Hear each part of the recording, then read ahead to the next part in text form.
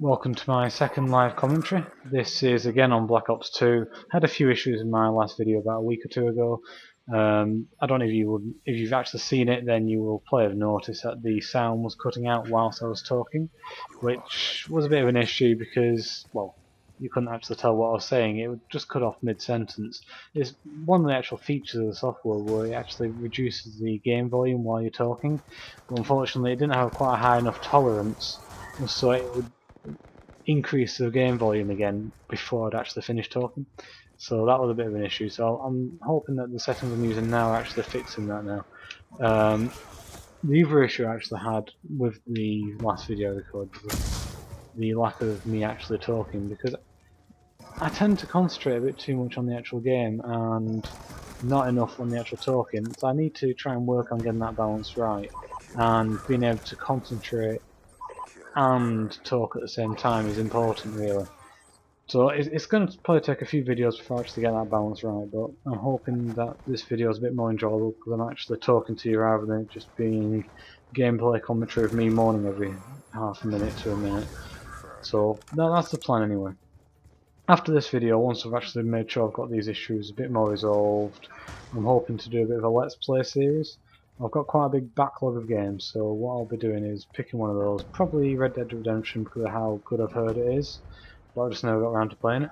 Oh, sneaky bugger, just hiding there. So I'll be doing a Let's Play series, probably on, like I said, Red Dead Redemption, and really it's just seeing how it goes. I've not done a Let's Play series before. I'm hoping it goes well, but we'll just have to see. Like I said, I've got a big backlog. There's the likes of Far Cry 3, a few Assassin's Creed games, trying to think now, Skyrim, Borderlands 2, Dark Souls. So a massive array of games, and quite a few of them are ones which are going to take a long time to finish. I've always been the sort of person who will 100% complete games, so it's going to be interesting to see how I get on with these Let's Play series, because I think I'm going to have to play through them quite quickly to in a way to try and get away from the whole, well, to get them played before the Xbox One and PS4 comes out in November. I've got both of them pre-ordered, so I need to actually get playing them really, because all these games I've got, because otherwise I'm not actually going to get them finished. I'm going to have my Xbox One, my PS4, my PS3 and my Xbox 360 all in the same room, and that's just going to be absolute manic, so I'm not going to do that. The PS3 could probably actually get traded in straight away really. I don't tend to buy any games on the PS3 except for exclusive, so I need to get Last of Us bought and played, so that could be the next one really. But I do want to get that. I do want to play that. That's meant to be such an amazing game. The other things I want to really talk about in this video was about a couple of events I've been to recently. I mean, I mentioned in my vlog a few months ago that I was going to E3. I've not actually really talked about it since then in any of my YouTube videos, so I'd like to actually do a little bit of that. It was actually the first time I've flown, so I didn't really know what to expect from that. It was interesting to say the least. Confirmed. We've taken the lead. Yeah, it was basically an 8-hour flight and a 5-hour flight. So it was a lot of flying, especially because it's been the first flight I'd done. It weren't too bad in truth. There was minimal,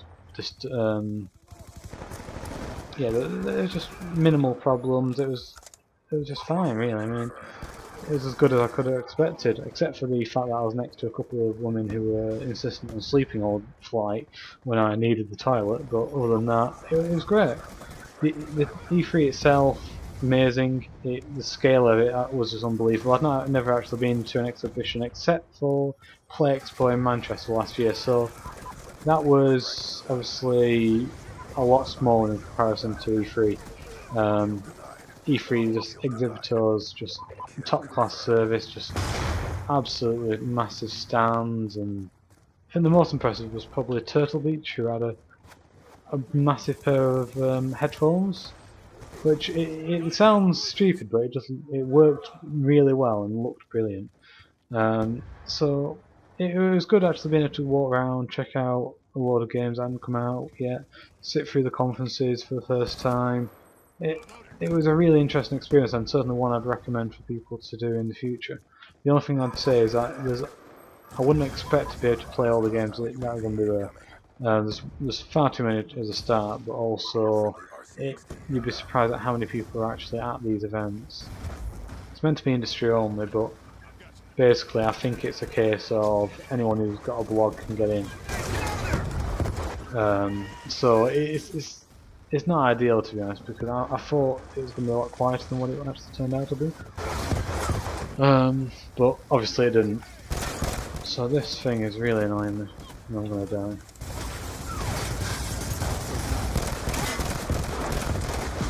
Oh yes, I killed it. So yeah, it was a lot busier than expected, but I still got to play quite a few games. We had quite a few booth tours arranged, though some of the exhibitors have a very loose definition of booth tours, I think, because effectively it was a case for some of them just showing you a stand and saying here's a queue, there you go. So I was a bit disappointed in that side of it, because obviously you know that all the big companies will get 5-star treatment, and I was the representing EGL, we didn't get really much treatment at all. It was just a case of there's the game, hope you enjoy it sort of thing, and I was a bit disappointed by that, but all in all it was a great event. I mean, it was the first time I've been to E3. I enjoyed it that much that I do want to go again next year, provided I can afford it really, because I'm currently on the job hunt, so bloody hell, another AGR. I'm currently on the job hunt, so obviously I don't know what's going to happen. I don't know where I'm going to end up. I'm applying all sorts of places, so it's an interesting time for me really, because I could end up anywhere really. So the other thing I wanted to talk about really was I was also at EGL10 a couple of weeks ago, and that was in Sheffield. I was basically helping out set up the event.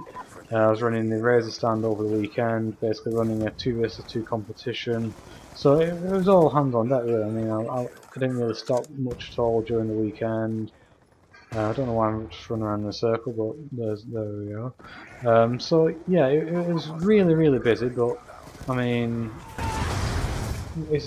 EGL need all the help they can get. I'm working with them on the website. I'm trying to help them grow really, and it's going to be great to see them grow when they eventually do that. So, but yeah, it was a great enjoyable event. I didn't get to check out as much of the actual Call of Duty tournament as I would have liked, because I was working the Razor stand all weekend, but it felt good to actually be helping out and interacting with people. I mean, last time I was just stuck at the till all event, and it wasn't that enjoyable. But this time it was a lot more enjoyable, and hopefully I'll be doing something similar at the next event in the future. I hope you enjoyed watching this video. If you did, please give it a like and subscribe. Otherwise, I'll see you next time. Like I said, probably on Red Dead Redemption.